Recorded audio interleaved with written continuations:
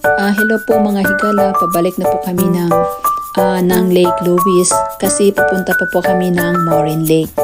Ang Morin Lake po talaga ang pinakasadya namin dito kasi mahirap po itong puntahan at kailangan mo pa talagang magpabook online sa kanilang shuttle at bawal po pumasok doon ang mga unauthorized vehicle. Wow. So kailangan mo talagang sumakay sa kanilang shuttle kung gusto mong pumunta doon.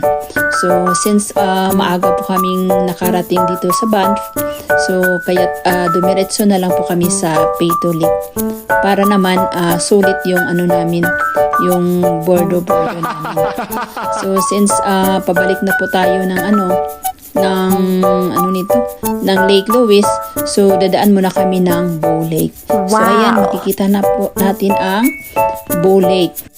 Kahit nasa malayo pa po tayo, pero tanaw na po natin ang napakagandang view ng Bow Lake. Wow. Diba? Kahit sino man siguro mabibighani sa kanyang ganda. So sayang naman kung hindi tayo bababa, paano natin masilayan ang napakaganda na Bow Lake. So para masilayan natin ang kanyang napakaganda at nakabighani na view, so bababa tayo dyan sa may unahan.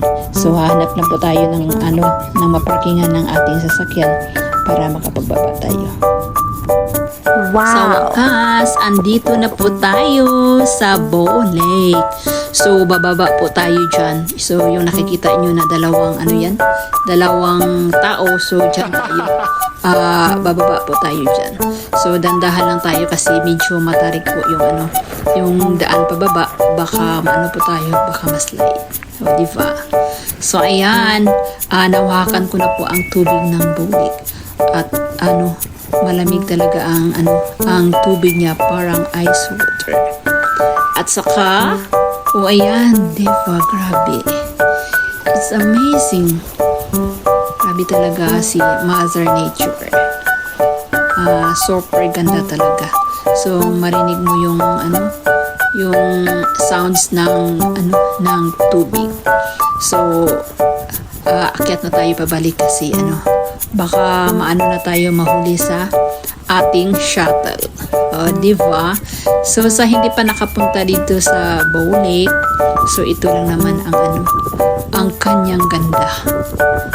So kung hindi ka makapunta dito, you miss 1/2 of your life. Diba?